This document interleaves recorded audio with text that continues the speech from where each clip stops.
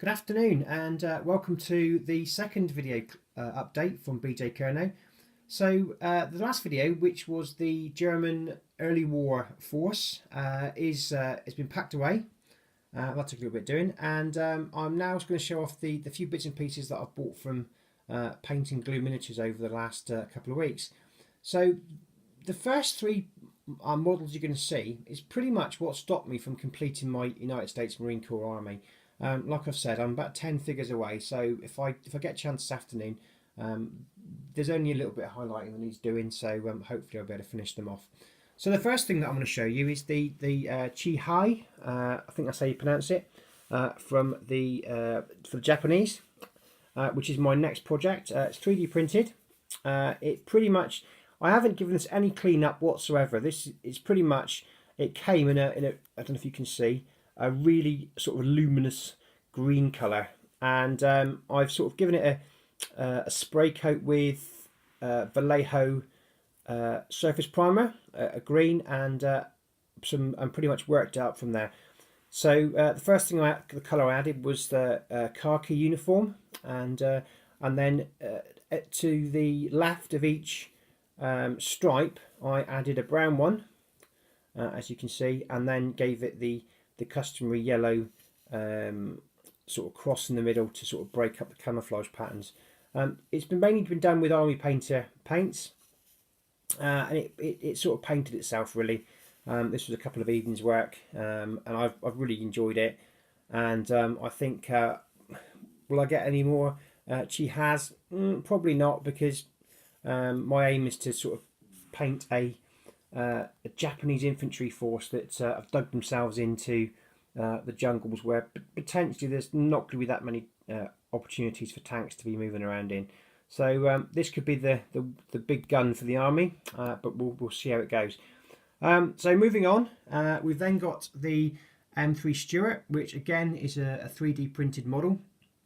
Again from Paint and Glue Miniatures. Again, it's a nice little kit. It pretty much, you get a turret that pops off, quite robust as well, so it just fits in there nicely. And again, I painted it the same way as the Chi-Hai. It's a bit of fun. I think I did that probably in an evening, I think. And I saw the design on one of Leon's videos, and if you haven't seen any of Leon's videos, I do recommend you check him out. Does some great Napoleonic figures, and has just finished a Japanese army. I think that's what pretty much got me thinking about doing a Japanese army, to be perfectly honest. So although mine's going to be a little bit different, so we'll see how we get on with that. Then we move on to the Kurion 95, I think it's called, which is a little staff car which the Japanese troops used to move around on the islands. Again, it's a nice little kit. I think I paid about £5 for that one. I'm going to add some Japanese infantry inside, just to give a bit of character. I might even add a couple of tank riders on if I've got a couple of spare guys. So on the Stuart as well. Then we sort of come over to something I've just pretty much packed away, but I'm going to show off anyway, which is the 38T German Panzer for my early war Germans.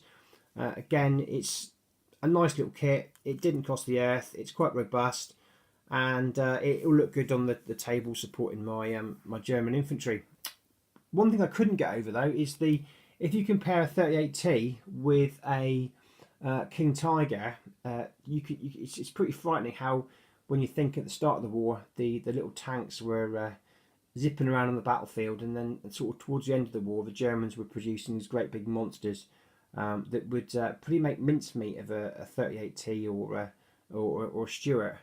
So it just sort of it's mind blowing really. Then we're going to go over to the next thing that I finished up this week, and again I didn't finish up. It wasn't that hard to sort of finish off. I only had a couple of decals. This is an objective marker for my US Marine Corps Army.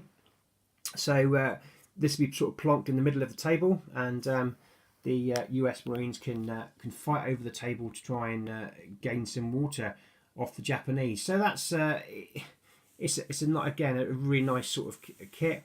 It's one piece. I think I had to stick the wheel. To be fair though, I think I did have to stick the wheels on. But overall, really went together easily. I didn't really sand anything down. This is pretty much as it came.